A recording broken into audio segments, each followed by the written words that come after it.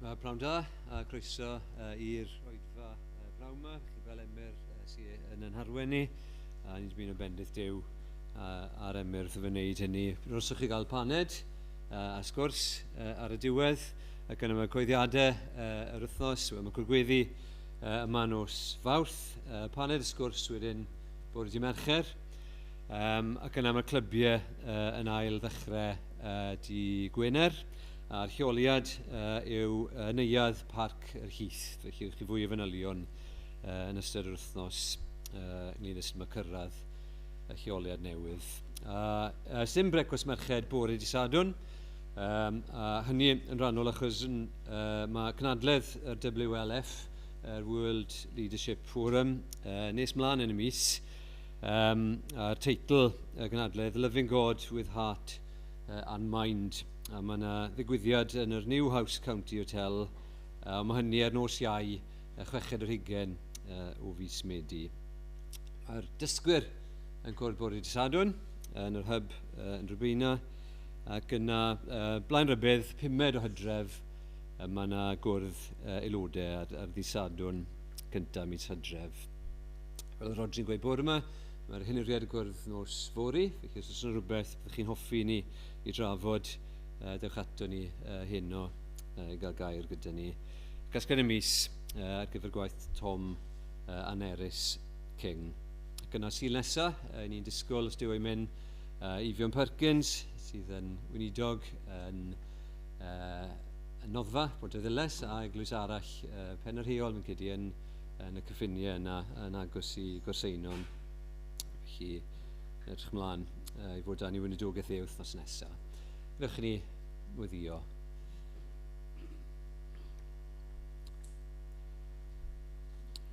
Ni diolch i ti o arglwydd am yr oedfa yma nawr. Diolch am y cyfle i ddod i daddoli di ac i studio dy air di, ac ni yn gweddio arglwydd. Bydden ni nawr yn dod o ddifri wrth i ni ddarllen geiriau'r Beibl. Bydden ni, bob un o'n ni'n gallu cytuno gyda be ni'n darllen, a bod derbyniad i deiriau di yn ein calonau ni. Ni'n gweddio ar ei ti weithio drwy ysbryd glân yn ein calonau ni, a gwneud ni'n bobl sydd yn holl awydd bod ni wir eisiau dy nabod di'n well, dy garu di'n fwy, dysgu mwy amdano ti, a dy wasanaethu di. Cyflwyno Emyr i ti nawr, gweddio ar ei ti siarad trwyddo fe. Gweddio ar ei ti gryfhau yr eglwys, dod y bobl o'r newydd, mewn i dy eglwys di, mewn i dy deyrnas di. Diolch i ti bod ni yn clywed newyddion da, diolch am y bedydd oedd bore yma, rai o'n plith ni wedi gallu mynd draw i Abertawe gyfer y bedydd yna, ac ni'n gweddio arglwydd, byddwn ni yn clywed am fwy o drwydigaethau, ac byddwn ni yn gweld enw Iesu Grist, nid yn cael ei syrhau, ond yn cael ei ganmol. O arglwydd, bydd gyda ni nawr, helpa ni, beth bynnag sy'n ar ein meddyliau ni, i edrych, bydde, fel ni'n cael ni bore yma, bydde ni yn cael yn codi trwy waith yr ysbryd glân. Ti'n codi ni uwch pethau y byd yma, pethau ni'n gweld, ata ti dy hunan, a gweld rhyfeddod a gogoniant Iesu Grist. Amen. Ni ddechrau oedfa bore yma yn meddwl am enw hyfryd Iesu Grist. A ni'n mynd i ddechrau yr oedfa heno yn clywed am geiriau hyfryd yr arglwydd Iesu. Rwy'n 2:7 hyfryd eiriau yr Iesu. Bywyd ynddynt sydd, digon byth i'n harwain i dragwyddo ddydd. Maent o hyd y newydd, maent yn llawn o'r nef, sicrach na'r mynyddoedd yw ei eiriau ef. Newid mae gwybodaeth a dysgeidiaeth dyn, aros mae efengil Iesu, byth yr un. Mae lot o bethau newid yn ein byd ni, ond mae gair Duw yn sefyll am byth. Felly, nawn ni sefyll i ganid yn gilydd. Thank you.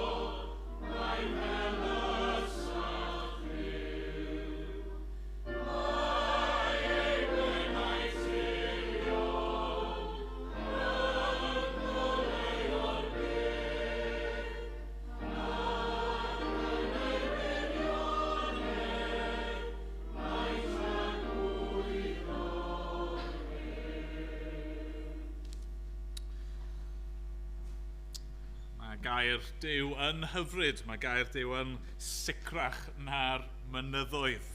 Ni'n mynd i ddarllen nawr o air Duw. Y darlleniad heno yw Eseia pennod 40. A ni'n mynd i fod yn canolbwyntio rili ar just cwpl adnodau. Adnodau 6 i 8. O'n i mewn cynadledd rhoi misoedd yn ôl, cynadledd oedd yn cael ei drefnu gan eglwys Presbyteraidd, a mae'n amlwg bod e'n beth ymhlith y Presbyteriad, o'n i ddim yn ymwybodol o hyn, ar ôl darllen y gair, mae'n beth cyffredin iawn i ddweud y geiriau hyn. Hynny yw, chi'n cael darlleniad o'r gair ac yna yn nodi'r ffaith fod y glaswellt yn crino, y blodeuyn yn gwywo, ond mae gair ein Duw ni'n sefyll hyd byth. A felly mae'r geiriau yna wedi bod neu ar fy meddwl i dros y misoedd diwetha. Ond ni'n mynd i ddarllen y bennod ar ei hyd, pennod 40 o y proffwyd Eseia.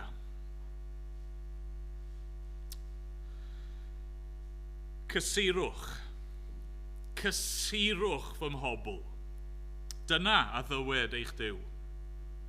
Siaradwch yn dyner wrth Jerusalem a dwedwch wrthi ei bod wedi cwblhau ei thymor gwasanaeth a bod ei chosb wedi ei thalu. Ei bod wedi derbyn yn ddwbl oddi ar law yr arglwydd am ei holl bechodau. Llais un yn galw. Paratowch yn yr anialwch ffordd yr arglwydd. Unionwch yn y dyffeithwch briffordd un Duw ni. Caiff pob pant ei godi, pob mynydd a bryn ei ostwng. Gwneir y tir ysgythrog yn llyfn a'r tir anwastad yn wastadedd. Datguddir gogoniant yr arglwydd a phawb ynghyd yn ei weld. Gennai'r arglwydd a lefarodd. Llais un yn dweud galw. A daw'r ateb, beth a alwaf? Y mae pob un meidrol fel glaswellt. A'i holl nerth fel blodeuyn y maes. Mae'r glaswellt yn crino a'r blodeuyn yn gwywo pan chwith anadl yr arglwydd arno. Yn wir, glaswellt yw'r bobl. Mae'r glaswellt yn crino a'r blodeuyn yn gwywo. Ond mae gair ein Duw ni yn sefyll hyd byth. Dring i fynydd uchel tu Seion sy'n cyhoeddi newyddion da. Cod dy lais yn gryf tu Jerusalem sy'n cyhoeddi newyddion da. Gweidda, paid ag ofni. Dywed wrth dinasoedd Jwda, dyma eich Duw chwi. Wele'r arglwydd Dduw yn dod mewn nerth, yn rheoli a'i fraich. Wele mae ei wobr ganddo a'i dal gydag ef. Mae'n porthi ei braidd fel bugail, ac a'i fraich yn ei casglu ynghyd. Mae'n cludo'r ŵyn yn ei gôl ac yn coleddu'r mamogiaid. Pwy a fesurodd y dyfroedd yng nghledr ei law, a gosod terfyn y nefoedd a'i rychwant? Pwy a roes holl brydd y ddeiar mewn mantol, a phwyso'r mynyddoedd mewn tafol a'r bryniau mewn clorian? Pwy a gyfarwydda ysbryd yr arglwydd a bod yn gynghorwr i'w ddysgu? A phwy yr ymgynghora ef i ennill deall, a phwy a ddysg iddo lwybrau barn? Pwy a ddysg iddo wybodaeth a'i gyfarwyddo yn llwybrau deall?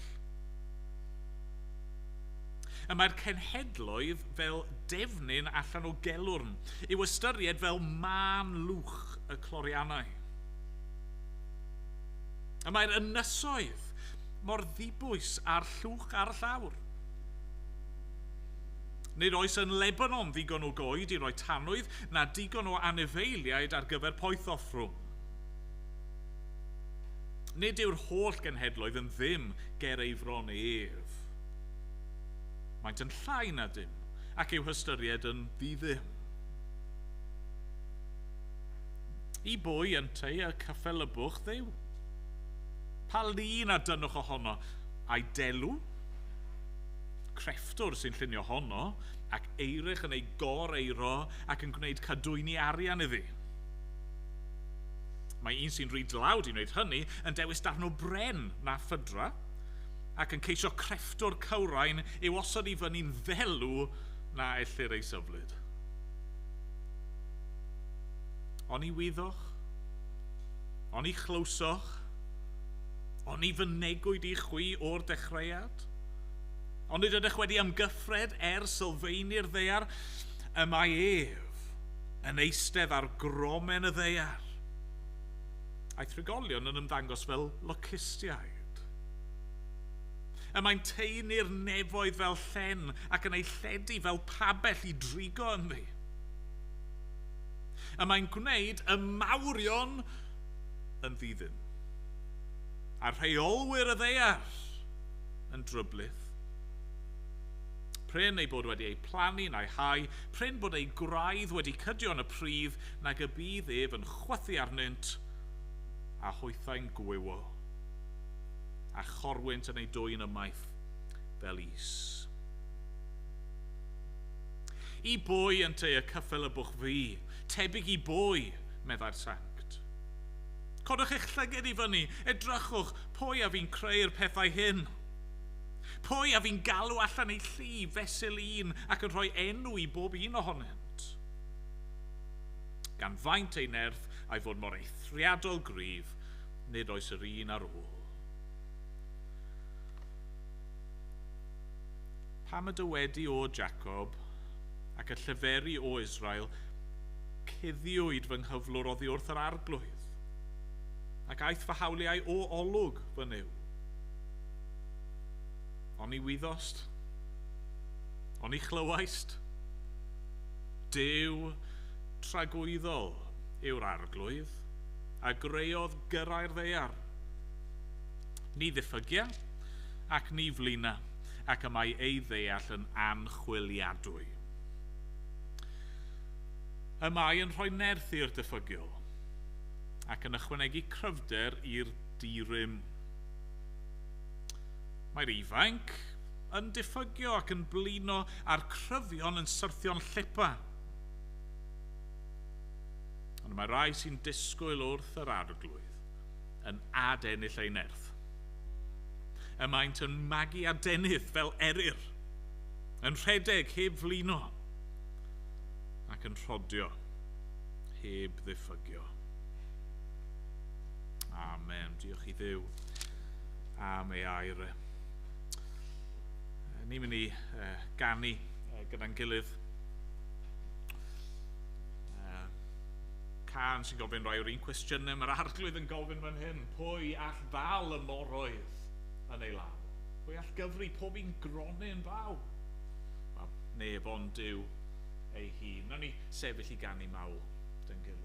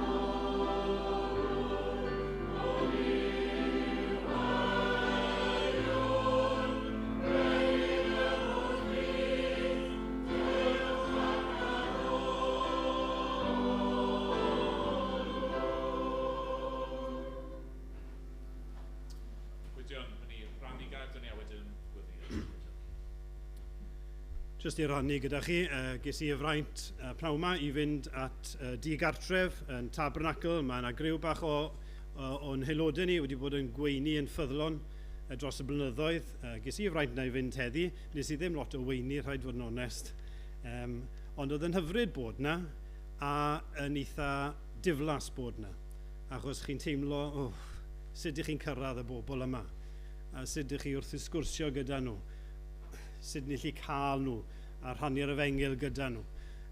Os ych chi heb fod, gai annog chi, mae werth mynd, mae werth cael y cyfle i wasanaethu trwy roi, a hefyd oedd fwy yna heddi ohono ni, felly oedd na gyfle i rai fynd allan a just sgwrsio gyda pobl sydd yn dangos nid yn unig y gofal, ond y parch a hefyd y cyfle yna gobeithio i gyflwyno'r efengyl. Felly, gadewch ni gofio am y gwaith yna yn y Tabernacl. A wedyn, yr ail beth sydd gen i yw dymuno'n dda. Mae Fflir yn mynd nôl. Mae Morris yn mynd nôl i'r coleg. Mae nhw'n hen stages erbyn hyn. Ond mae Elliw yn mynd am y tro cyntaf. Dyw Elliw ddim yma heno yn anffodus.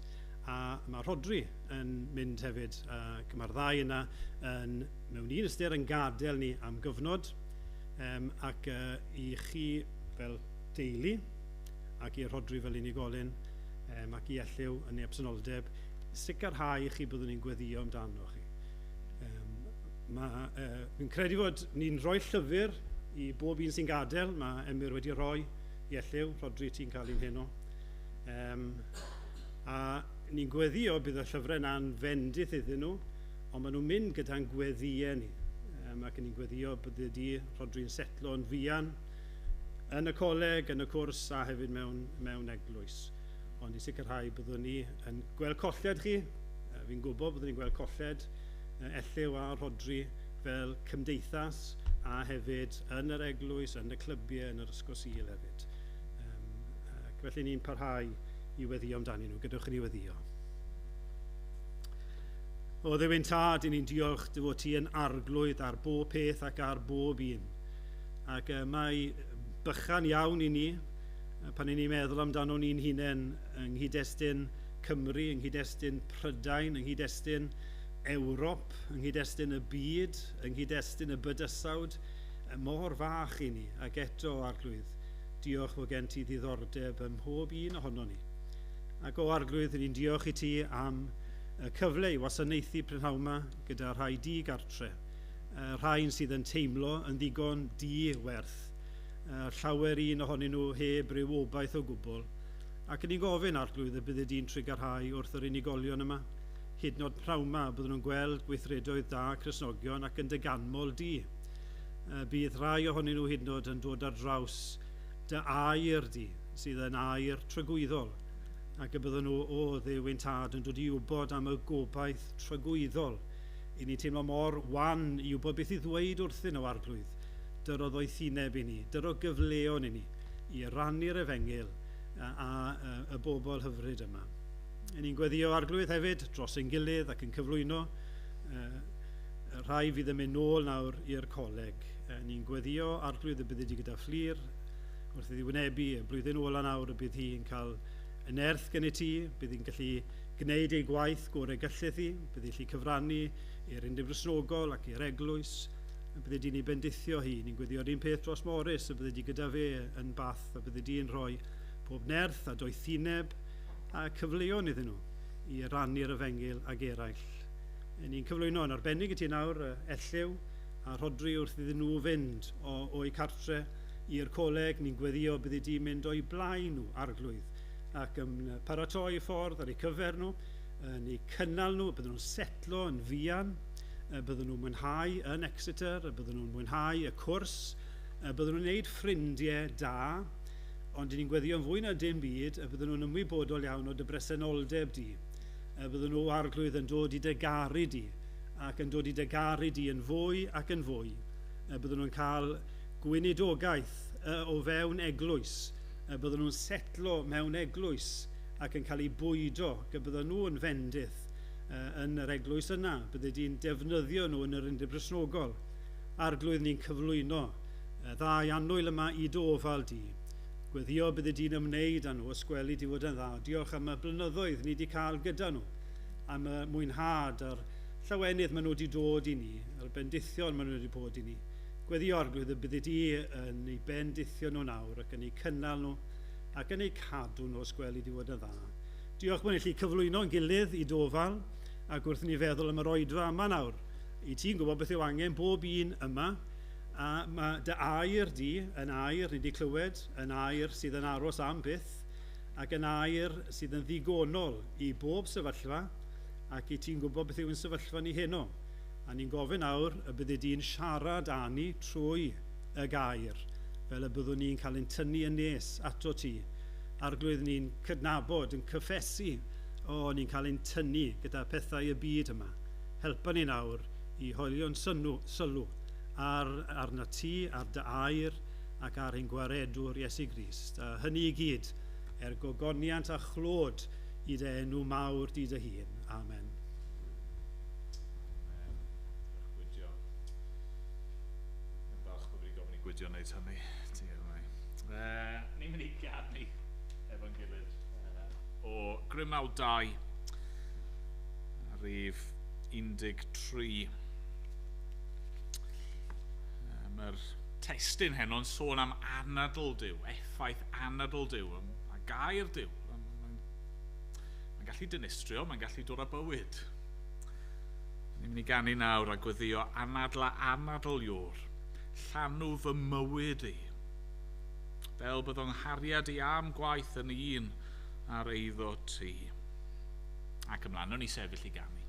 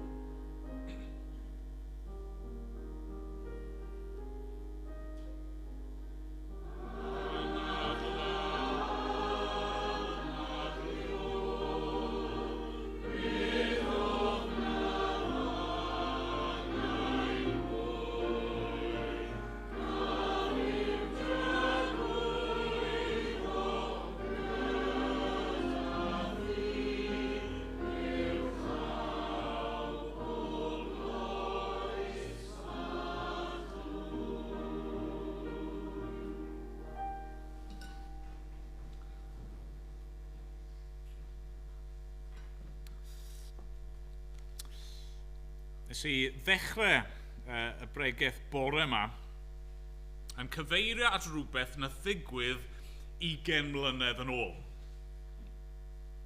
Mae rhywbeth brawychus am ddweud hynny. Ar y pryd, o'n i yn 19. O'n i'n ifanc, o'n i'n rhydd. Falle bod rai ohonoch chi yma gallu cofio hynny. Falle rai ohonoch chi yma bod yn 19 yn teimlo'n bell i ffwrdd ar hyn o bryd, ond fi'n cofio fe'n dda. Fel sones i bore yma, o'n i'n teithio ar y pryd, ond o'n i'n edrych ymlaen y mis Medi i ddechrau yn y coleg. O'n i'n mynd i fynd fel rai yma i'r brifysgol, ac o'n i ddim yn siŵr beth oedd yn digwydd wedyn, a mewn ffordd oedd ddim angen poeni, achos, 3 mlynedd yn y coleg, mae'n oes yn dydy. Wrth gwrs, ar ôl y tymor cyntaf yn y coleg, mae gweddill y flwyddyn jyst yn mynd. Ac ar ôl y flwyddyn gyntaf, mae'r ail a'r drydydd yn chwyrlio heibio, yn sydyn iawn chi wedi graddio, a cyn i chi droi rownd, chi yn 39, ac yn siarad am beth ddigwyddodd yr holl amser yn ôl. A tasach chi wedi gofyn i fi pryd hynny, sut beth yw hi i fod bron yn 40? Sa'n meddwl byddwn ni wedi gallu dychmygu, achos, chymod, 19, bron yn 20, wel, fy mywyd cyfan ni eto, what? Y reality yw, mae amser yn mynd mor gloi. A nawr, fi wedi cyrraedd y pwynt yn y mywyd lle fi'n meddwl, wel, fi bron yn 40, os fyddai'n byw wedwn ni i 80, yna mae gen i'r un faint o fywyd a fi wedi byw eto. A mae hynny'n swnio fel lot, mae'n teimlo fel lot, ond fi'n gwybod bod yna bobl yma heno bydd yn dweud wrtho fi mor gyflym mae 80 mlynedd yn mynd. Ac os chi'n ddigon hen i gyrraedd y pwynt, ddigon ffodus i gyrraedd y pwynt yna, chi'n gorfod gofyn y cwestiwn, wel, faint sy'n gen i ar ôl? Mae bywyd yn mynd yn gloi. A dyna'n syml fi eisiau ni feddwl am heno wrth ganolbwyntio ar ein testun. A i ddarllen eto adnodau 6 i 8 o Eseia 40. Mae pob un meidrol fel glaswellt, a'i holl nerth fel blodeuyn y maes.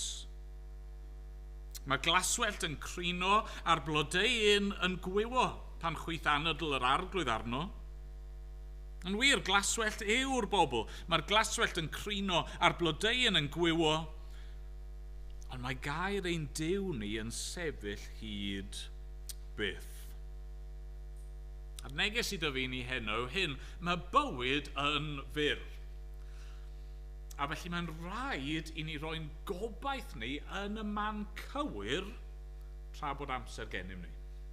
Mae'n air i'r hynaf a mae'n air i'r iengaf yma hefyd. Mae bywyd yn fyr. A felly mae'n rhaid i ni roi'n gobaith ni yn y man cywir tra bod amser gennym ni. 2 bwyntau. Y pwynt cyntaf heno yw breider bywyd. Frailty neu fragility of life. A ddarllen y geiriau eto, mae pob un meidro fel glaswellt, a'i holl nerth fel blodeuyn y maes. Yn wir, glaswellt yw'r bobl, mae'r glaswellt yn crino a'r blodeuyn yn gwywo. Ni'n cael ein cyflwyno fan hyn efo darlun. Darlun i ddisgrifio pobl, i ddisgrifio chi a fi. Ni fel glaswellt, fel gwair yn tyfu yn y cae. Ni fel blodau y maes. Mae'n ddisgrifiad neis mewn ffordd, yn dydi? Ym mha ffordd i ni fel glaswellt? Ym mha ffordd i ni fel blodau'r maes? Wel, un ochr o'r darlun yw y syniad yma o ffresni a phrydferthwch. Ni'n clywed am nerth yn adnod 6, ei holl nerth. A mae'r gair nerth yna gallu cael ei gyfieithu fel gogoniant. Mae yna rhywbeth ffres, mae yna fywyd, mae yna brydferthwch yn perthyn i ni, yn does. Falle gallwch chi gyfle dros yr ha i fynd am dro, mynd lan mynydd neu mynd mas i gefn gwlad rhywle, a gwych chi yn y ceir. A mae'n hyfryd yn dydy, a mae'n rhywbeth trawiadol yn does am gwair, llachar gwyrdd, a blodau prydferth yn tyfu'r lliwiau amrywiol yna i gyd. A dyna ran o beth yw pobl. Dyna sut mae bywyd yn ymddangos. Nag yw fe yn arbennig pan i chi yn ifanc. Fel cae sydd yn stretcho'ch blaen chi yn wyrdd i gyd. Mi'n siŵr bod ni gyd efo ryw atgof o bod yn blentyn a mam neu dad neu rhywun yn dweud, gei ti wneud hyn pan ti yn, wedyn ni, 12. A chi'n 10 ar y pryd, wel dear me. Neu hyd yn oed, pan oedd rhywun yn dweud, ni'n mynd i wneud hwn mewn wythnos neu mewn pythefnos, a mae jyst yn teimlo mor hir, yn dydy, a pan i ni yn iau, dyna fel mae'n ymddangos. Mae bywyd jyst yn stretcho mas yn ddi-ben draw o'n blaenau ni. Ni'n teimlo yn llawn bywyd, yn llawn egni, yn llawn nerth.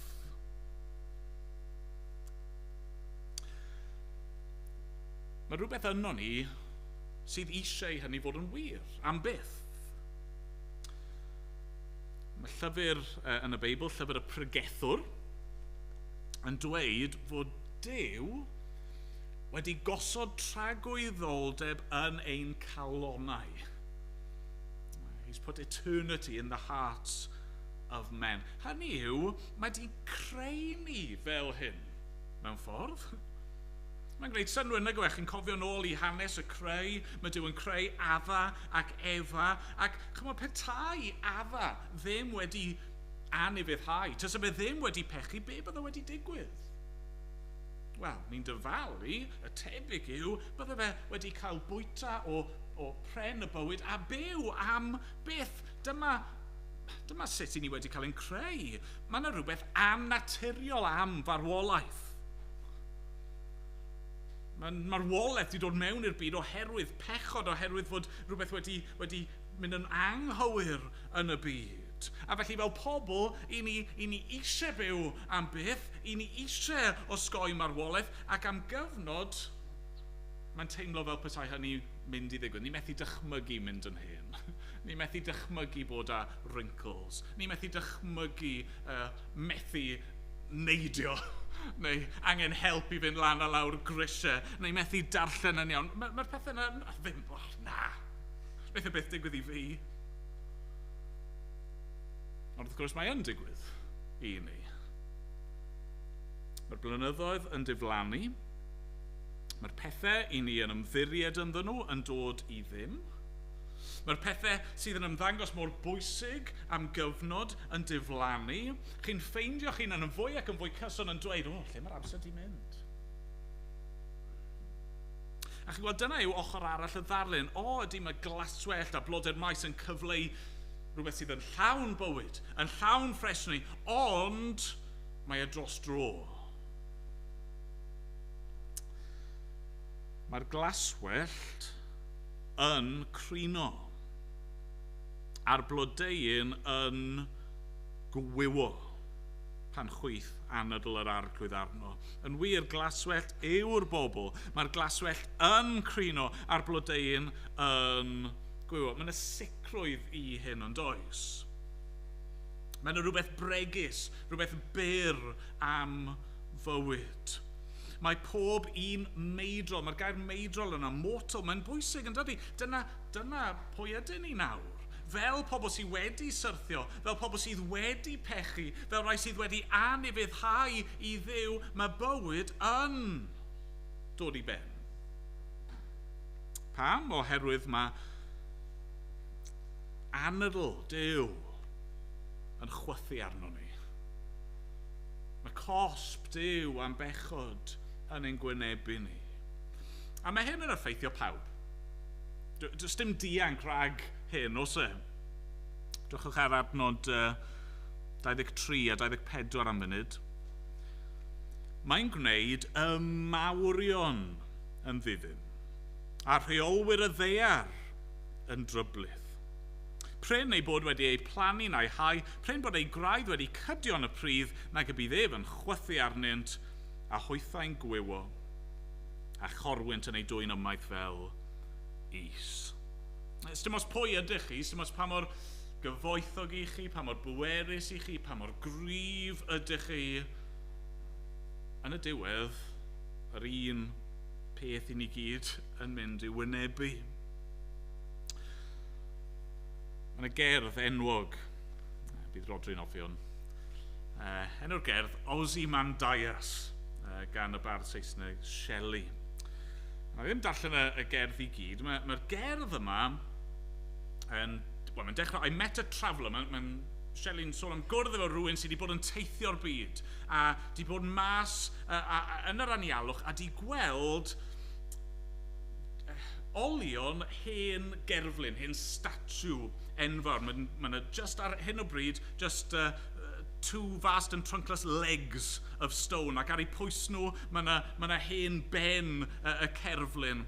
Ac ar yr cerflun, yr cwbl sydd ar ôl, mae'r geiriau yma. My name is Ozymandias, King of Kings. Look on my works, ye mighty, and despair. Andewch ar hyn nawr. Nothing beside remains. Round the decay of that colossal wreck, boundless and bare, the lone and level sand stretched far away. Gweld y syniad yna, Ozymandias, King of Kings. Lle mae e nawr? Wel, wedi mynd. Wedi mynd, dim byd ar ôl i ddangos amdano fe, ond yr hen gerflun yma mewn wedi chwalu'n ddeilchion. Y bywyd yn fryn, yn fyr ac yn fregus. Felly fydd gyfeirio at gerdd Cymraeg hefyd. Gyfer llinell enwog yna yn y llwynog. Digwyddodd darfu. Megis erenwi. Yna reality. Un dydd, ti'n meddwl pa mor hir i ni yn ei gael ar ddear, byddwn ni'n teimlo, mae di digwydd a mae di dod i ben. Nawr pa obaith sydd? Mae'r benod yma'n dechrau cysurwch fy mhobl. Pa gysur sydd i ni? Wel ie, yn wir glaswellt yw'r bobl, mae'r glaswellt yn crino, a'r blodeuyn yn gwywo. Ond mae gair ein Duw ni yn sefyll hyd byth. Dyma'r ail bwynt heno, cadernid Duw. Cadernid Duw. Mae bywyd yn fyr. Felly rhaid i ni roi'n gobeith ni yn y man cywir tra bod amser gennym ni. Felly lle allwn ni gael rhywle cadarn i adeiladu ein bywyd ni? Wel, ar Dduw ac ar ei air. Pan fod gair Duw yn sefyll hyd byth? Beth sy'n wahanol am air Duw i bethau'r byd yma? Wel, oherwydd mae Duw ei hun yn dragwyddol. Mae mor wahanol i ni yn dydy. Mae yn un sydd â bywyd ynddo fe ei hun ac ohono fe ei hun. Fe yw'r un sydd ddim yn ddibynnol ar neb na dim. Fe yw'r un sydd heb ddechrau ac heb ddiwedd. Ac mae'r marwolaeth ni yn dod fel canlyniad i'r cwymp. Mae anadl barn fel petai'n chwythu a mae pobl yn diflannu o'i flaen ond mae'r un anadl yna yn gallu dod efo gair. Gair o fywyd, gair o obaith. Does dim pwynt i ni ddibynnu ar ein bywyd ein hunan. Sy'n pwynt i ni ddibynnu ar meidrolion. Mae pethau'r byd yma yn crino ac yn gwywo. Ni methu achub ein hunan ger bron Duw yn ein nerth ein hun, a felly'r unig gobaith sydd gyda ni yw dibynnu arno fe. Ymddiried ynddo fe, roi'n ffydd ni ynddo fe, achos edrychwch sut un yw ni di darllen, a ddim darllen tôn. Adnod 12, pwy fesurodd y dyfroedd yng nghledr ei law. Adnod 22, mae ef yn eistedd ar gromen y ddeiar, a'i thrigolion yn ymddangos fel locustiaid. Adnod 26, codwch eich llyged, meddwl arglwydd, drychwch pwy fi'n creu y pethau hyn. Adnod 28, on i wyddost, on i chlywaist, Dyw tragwyddol yw'r arglwydd, a greodd gyrra'r ddaear, ni ddiffygia ac ni flina. A beth sy'n wir am y Dyw tragwyddol, holl alluog, pwerus yma? Wel, mae e'n Dduw sydd yn caru. Mae'n Dduw sydd yn cysuro. Mae'n Dduw sydd yn achub. Ni'n clywed fod e fel bugail eisiau casglu ei bobl ato fe, ei hun, a'i gwarchod nhw a gofalu amdanyn nhw. Mae e'n gallu rhoi nerth a bywyd i ni. Wedi sôn am ardd Eden. Chi'n cofio yng Ngardd Eden? Pan mae Dyw yn creu dyn o llwch y llawr. Sut mae'n creu? Wel, mae'n anadlu. Anadlu bywyd i fewn iddo fe. A mae'n gallu gwneud yr un peth i ni heddiw trwy ei air. Mae di roi ei air, mae di roi addewidion, mae di roi yr efengil. Mae di roi newyddion da, a bydd pob un sy'n ymddiried ynddo fe ddim yn mynd i ddistryw, ond yn cael bywyd. A felly nawr, os y'n ni'n credu hynny, i ni'n gallu cael bywyd. Dyna yw gair yr arglwydd yn y bôn. Yr hyn mae Dyw wedi ei ddweud, yr hyn mae e wedi ei ddatguddio, yr hyn mae e wedi ei addo. A mae ei air e yn sicr. Ar y pryd, oedd yr Israeliad mewn caethiwed. O'n nhw yn Babylon, ac o'n nhw wedi cael eu concro, ac chi'n meddwl pa obaith sydd. A mae Dyw yn gweud, peidwch edrych ar y gelyn, drychwch ato fi. Mae drolion i nhw, os fi jyst yn chwythu arnyn nhw, bydd nhw'n cael eu sgubo i ffwrdd. Credwch yn fy ngair i, fi di dweud bod yna ffordd i chi gael eich achub, trystiwch yno fi. Mae'r un peth yn wir i ni heno. I ni fod i ymddiried yn y gair. Ac wrth gwrs, ni'n gwybod, fel ni'n darllen yn y Testament Newydd, fod y gair wedi dod yn gnawd. Y gair fyna yw rhyw fath o code name ar gyfer yr arglwydd Iesu Grist. Fe yw y datguddiad o Dduw sydd wedi dod i'n plith ni. Mae Dyw wedi dod yn un ohono ni. Mae wedi dod i fyw trosto ni, i farw yn ein lle ni, ac i agor ffordd i ni gael bywyd. Gair yn Dyw ni'n sefyll hyd byth. Mae Dyw yn dweud, os dewch chi ato fi, os newch chi gredu yn yr arglwydd Iesu Grist, yna fe gewch chi eich hachub. Mae bywyd yn fyr. Felly rhaid i ni roi'n gobeith ni yn y man cywir tra bod amser gennym ni. A dim ond un man i ni'n gallu roi yn gobeith ni, sef yr arglwydd Iesu Grist. A felly gaich arnoch chi heno yma nawr. Peidiwch oedi. Peidiwch meddwl bod ych chi ddigon o amser. Chi ddim yn gwybod faint o amser sydd ych chi. Mae unrhyw amser sydd gyda ni yn mynd i hedfan. Peidiwch gwastraffu yr amser sydd gyda chi ar y ddaear yn chaso ar ôl pethau'r byd. Pethau sydd just yn mynd i basio. Rhowch eich gobaith chi yng ngair Dyw. Rhowch eich gobaith chi yn yr arglwydd Iesu, y gair yma sydd yn sefyll hyd byth. Diolch iddo. Amen.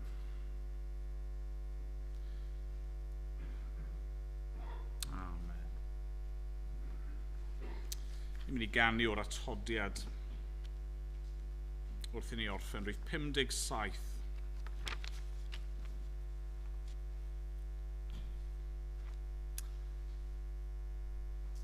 Mae gorseddfa'n ffri.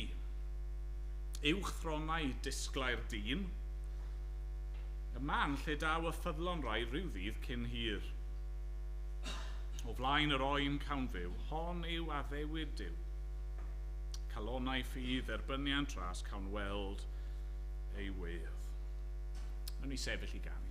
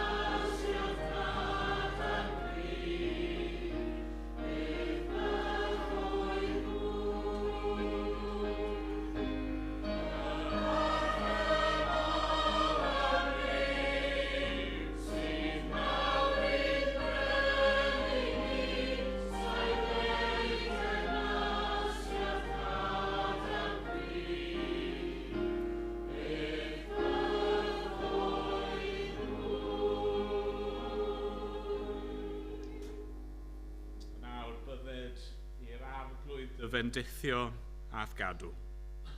Bydded i'r arglwydd lewyrchu ei wyneb arnat a bod yn drygarog wrthyt. Bydded i'r arglwydd edrych arnat a rhoi i ti heddwch. Amen.